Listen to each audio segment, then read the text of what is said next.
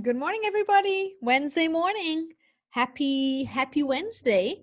We're going to continue on with our Bible stories about King Solomon. So I'd like you to listen very carefully.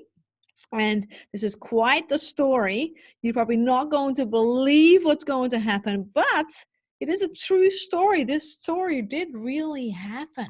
Okay, so are you ready for this? Enjoy. Well, King Solomon, things started off great. He was a young king. His father had passed away. David had passed away. And now he had the big job, the big responsibility of being a leader for all of Israel. Now that is quite the job, isn't it? And we have to pray for our leaders. Like we have Justin Trudeau. He is our leader of Canada. And that is a big job to be a leader of many people. Well, King Solomon, one day he decided he wanted to thank the Lord for being with him. He went to Gibeon, and that's where he went to offer not just one animal up as a sacrifice. He actually went there to sacrifice 1,000 animals. That's a lot, right? So he went there to say, thank you, Lord, for all that you have done for me. And that night, Solomon went to sleep. And as he was sleeping, he had God talk to him. And God said to him, what shall I give you? Wow, what a kind thing of God to do. Lord wanted to be with Solomon and give him more. Well, Solomon didn't have to think for very long. He knew that it would be nice to have money and riches, but he also knew that that would not make him the best king. To rule so many people, the biggest thing he needed to have was wisdom. He needed to know what was right and what was wrong so that he could help the people. So instead of being selfish and asking for money and for riches and for power, he asks, God, I would want wisdom. Give me what I need to rule the people. Well, the Lord was very happy with that answer. And he said to Solomon, Solomon, because you have asked for wisdom, I will give you wisdom, but I won't just stop there.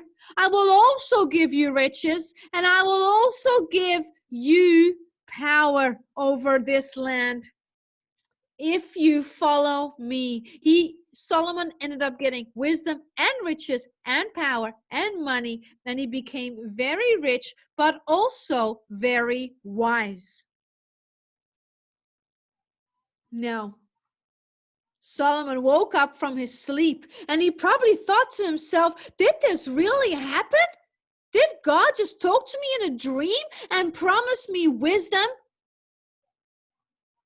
God sure did. And not many days later,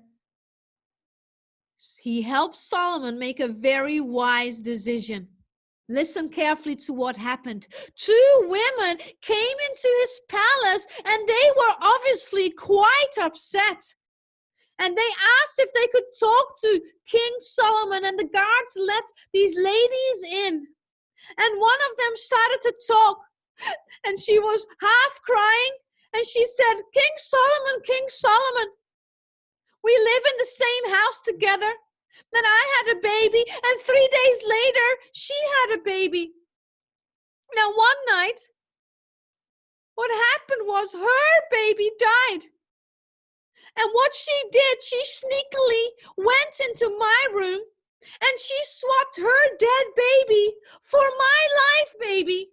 And she took her life baby with her in her bed. So that when I woke up to feed my baby, I looked and saw that my baby was dead. But when I took my baby to the light, I saw that it was not my baby, that I had been tricked, that I had been cheated on, that she had grabbed my baby and pretended it was hers. King Solomon, oh wise King Solomon, please help us.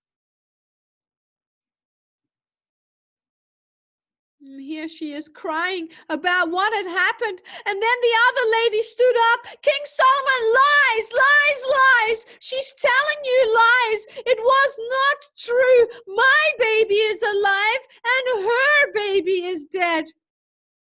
And King Solomon looked at both these ladies and he could already see what was written over their face and what was in their hearts. But how was he going to find out who was speaking the lie and who was talking the truth? So you know what he asked one of his servants to do? He said, bring a sword. Bring a sword. And then he commanded, cut the baby in half and then give one half to the one lady and the other half to the other lady. Now you can imagine that the people that were sitting and standing in that room were shocked. Was King Solomon really going to let his servant cut the baby in half? What was going to happen? But God had given Solomon wisdom. Because what happened?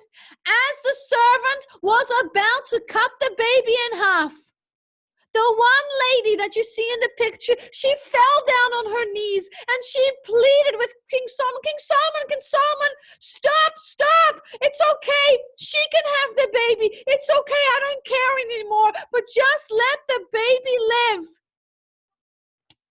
And the other lady, she didn't care. She was fine with the servant killing the baby. And that's when King Solomon knew who was the real mom. Because a real mom would not even care in the end which person was looking after the baby as long as the baby was alive. And so King Solomon said, I know who the real mother is. The real mother is the one who pleaded, who begged for him, the little baby, to live. And so he said, give the baby back to the real mother. And boy, I'm sure all the people that were watching, they breathed a sigh of relief, thankful that the baby was spared. And the other lady, she must have hung her head in shame, so embarrassed about her behavior. And people found out about this story and they heard about the wisdom of King Solomon. And God was with King Solomon and he blessed King Solomon. What a story, isn't it? Can you imagine having been one of those people in that room and watching this happen? Well, let me ask some of you some questions to see if you know the answer. I'm going to pick Brooklyn's name. What did Solomon ask God for? That's right. Solomon asked God for wisdom. Great job. Question number 2. How did God bless Solomon even more? Chase, do you know? How did God bless Solomon even more? That's right. He also gave him riches and power. Question number 3, Ray Lynn. Why were the 2 ladies so upset? That's quite a long answer. Why were the 2 ladies so upset, Ray Lynn? And maybe other people know it. That's right. It was because one of them had stolen the other lady's baby and said it was hers. Last question. How did King Solomon solve the mystery, Scarlett? How did King Solomon solve the mystery?